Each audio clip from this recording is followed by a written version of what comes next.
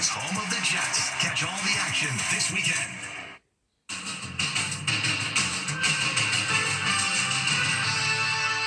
Were they stalked? Two teenage girls mowed down by a hit-and-run driver while riding an e-bike together. The accused killer speaks out. Making threats against my family will not be tolerated. Plus, man versus robot.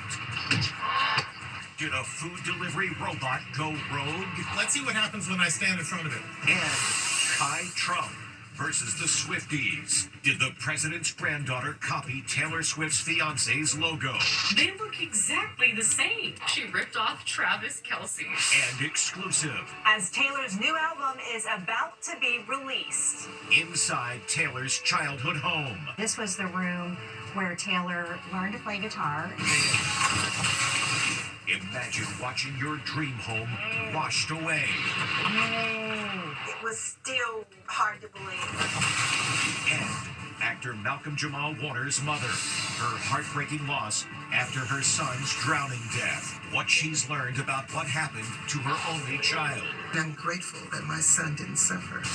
Now, Inside Edition with Eva Pilgrim.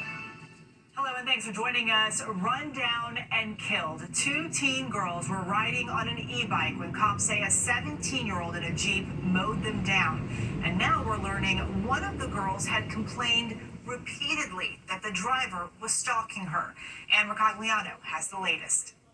They were best friends riding an e-bike when they were mowed down. Now, in a shocking twist, police accused the driver of deliberately ramming into the girls as they rode home from a school event. Police say it was a cold-blooded murder and say the suspect had targeted one of the girls because she had spurned him.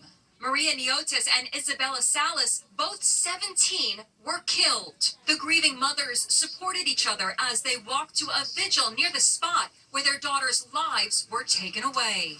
This is where it happened, a quiet residential street in Cranford, New Jersey.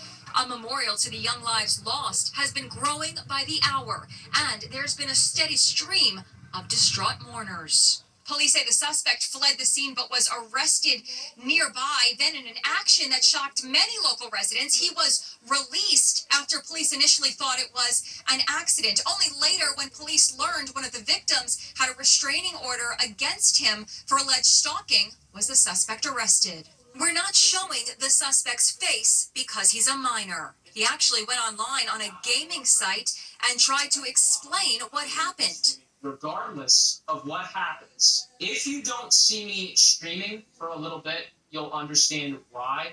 There's more to this story. It'll come out in the future. I'm a nice kid. I'm 17 years old with a good family by my side. And these allegations have been ruining everything. He also made this warning. Making threats against my family will not be tolerated. The suspect is a relative of the police chief of the neighboring town. The chief released this statement. I do unequivocally condemn the actions of the accused, and like you, I demand he face the consequences of his alleged actions in a court of law. As the town mourns the deaths of the two girls, their accused killer is charged with 2 counts of first-degree murder. It's Kai Trump versus the Swifties. The president's granddaughter feeling the backlash after unveiling her new logo. The issue? Taylor's fans say it's a ripoff of Swift's fiancé Travis Kelce's True Colors brand. The president's granddaughter, Kai Trump, is running afoul of the Swifties. She ripped off Travis Kelce. They're mad as heck, accusing 18-year-old Kai of stealing Travis Kelce's logo. Kai debuted her sweatshirt collection this week with her initials KT emblazoned on the front. She shot the promotional photos at the White House. This is Kai, by the way, in case you didn't know. How are you? She even wore the sweatshirt as she accompanied her grandfather to the Ryder Cup golf tournament last weekend. But Taylor Swift's fiancé launched his collection in August, a collaboration with American Eagle. Here's the two logos side by side. you be the judge? Honestly, they look exactly the same. Girl, please, you totally got inspiration from Travis. No word from Kai, Travis, or Taylor. Meanwhile, the Trump administration says they intend to send ICE agents to the Super Bowl to round up illegal immigrants, all because Bad Bunny was chosen to perform the halftime show. It's so shameful that they've decided to pick somebody who just seems to hate America so much. The Puerto Rican-born star, who sings mostly in Spanish, refused to perform in the U.S. on his latest tour over fears of ICE raids at his concerts. Now his fans can expect to see ICE at the Super Bowl. There is nowhere that you can provide safe haven to people who are in this country illegally. Not the Super Bowl and nowhere else. We will find you. We will apprehend you. We will put you in a detention facility, and we will deport you. Washed away, 6 homes just gone as Mother Nature batters North Carolina's Outer Banks. One woman watched helplessly as her dream home was swallowed by the ocean. A devastating sight. 6 homes collapsing.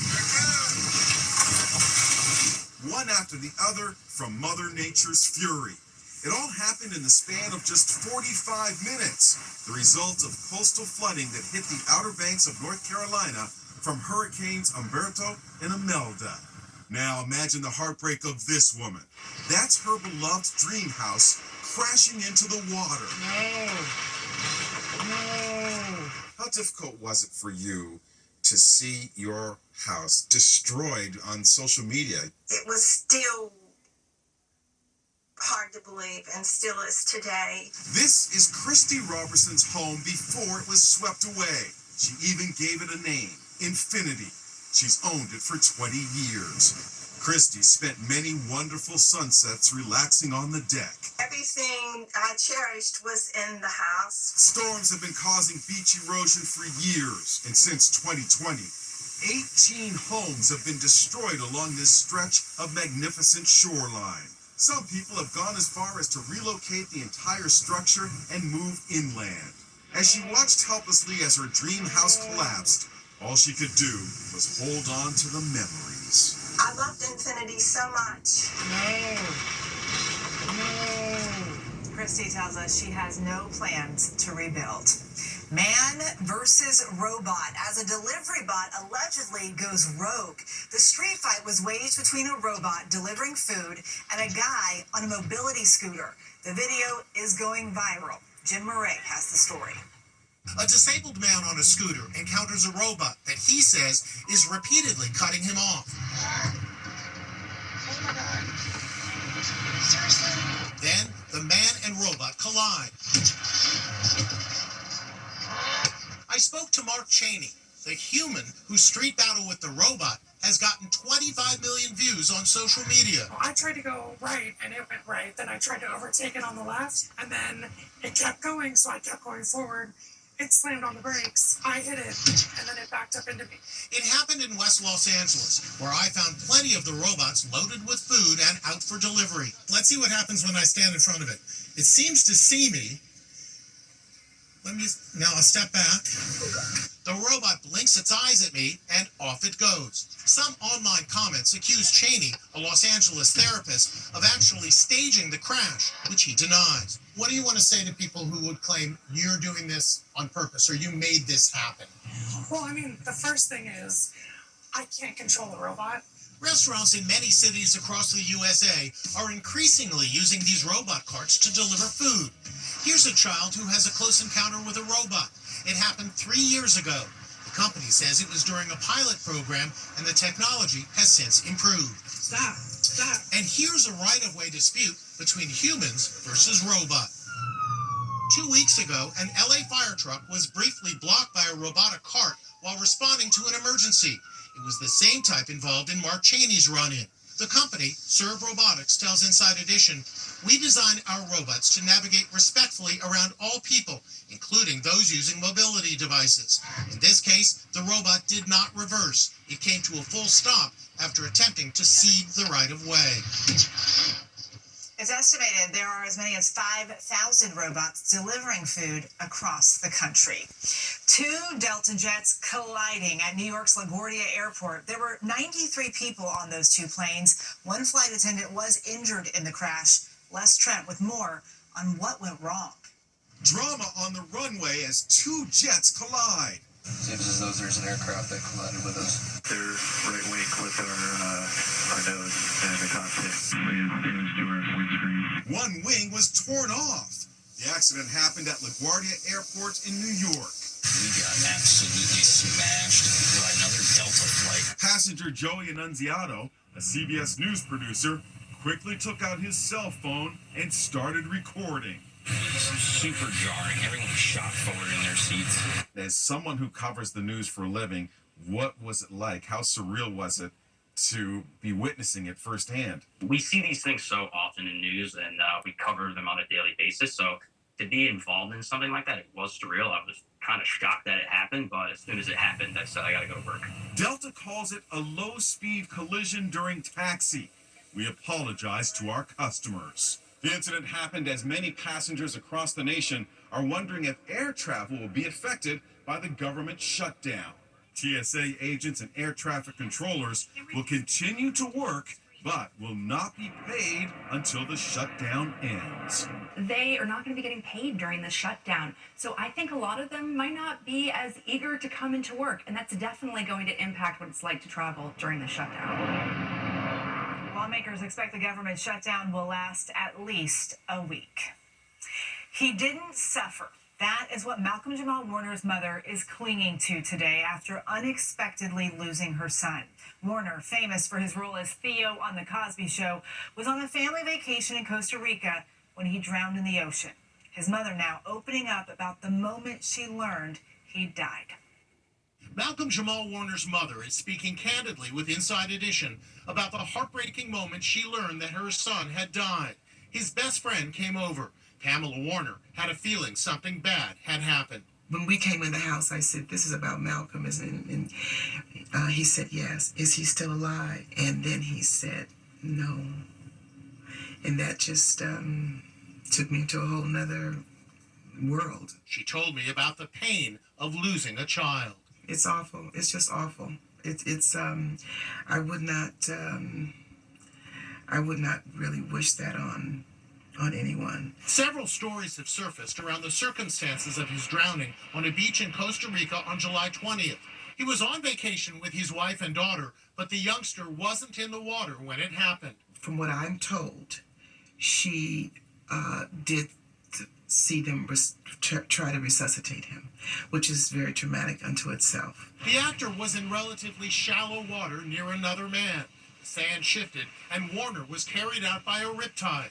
The other guy survived. Malcolm was not an experienced swimmer, and as a swimmer, you have to get caught in one of those a couple of times to understand how to get out of it. And he had never experienced that. It was quick, and it was painless, as far as I know. And he didn't suffer. And I'm grateful that my son didn't suffer. She recalls the last time they spoke. He was already in Costa Rica, and he FaceTimed me to let me know he had gotten there safely. She also shared with Inside Edition personal photos of her son. Oh, he was a beautiful baby. He was a beautiful child. He was very sweet, everyone loved him. The world knew Malcolm Jamal Warner as Theo Huxtable, the loving son on the classic Cosby Show. Now the world will get to see his last TV performance. October 7th, Fox will air Murder in a Small Town. I am not a violent man. Through the pain, his mom is able to smile. I'm very grateful that I had him for 54 years. I'm very grateful for the man that he turned out to be. Malcolm Jamal Warner was her only child. Pamela Warner says she has created a foundation in her son's name for youngsters interested in the arts, just like her son. Next, exclusive. As Taylor's new album is about to be released. Inside Taylor's childhood home. This was the room where Taylor learned to play guitar. Plus, Sydney Sweeney date night in short shorts. Inside Edition with Eva Pilgrim. We'll be right back. Taylor Swift's eagerly awaited album, The Life of a Showgirl, drops at midnight tonight. And this is where it all started, Taylor's childhood home. Before the fame, she was just a little girl who dreamed of becoming a singer. It's the home where Taylor Swift's pop star dreams were born. Pennsylvania is my home state. Taylor grew up in this Georgian colonial-style house just outside Reading, Pennsylvania. Etched in the broken sidewalk is a lasting reminder of Taylor, her parents, and brother Austin. SATA, Scott, Andrea, Taylor, and Austin, to represent the entire family. Tracy Panase and her family have lived in the house for the past 3 years. There's a video that's still floating around YouTube when Taylor Swift was 13 and filmed her very first music video for a song called Lucky You. This is called Lucky You. There are no longer doors in this area, but this is the spot. The home has had several owners since the Swifts, and stories about Taylor have been passed down. This was the room where Taylor learned to play guitar, and Andrea, her mother, liked for her to practice in this room because it's directly above the kitchen. And so as she was preparing meals for the family, she could hear her play the guitar. The place is now a historic site for Swifties. This is my husband's desk, and throughout his work day, he can see all of the Swifties who come here to take their TikTok videos or their selfies, and he'll yell down to me, "Swifties, Swifties, let's get this party started." Now, Tracy, with the help of party planner Marley Major, is turning her home into Party Central for Swifties. Yay! To celebrate the midnight release of The Life of a Showgirl. Are you ready to have a Taylor Swift party? You can't have a Taylor Swift party without friendship bracelets. You can do really inexpensive beads that you can get at the dollar store. And there's a photo booth. Make that a photo corner. Perfect for Swiftie selfies.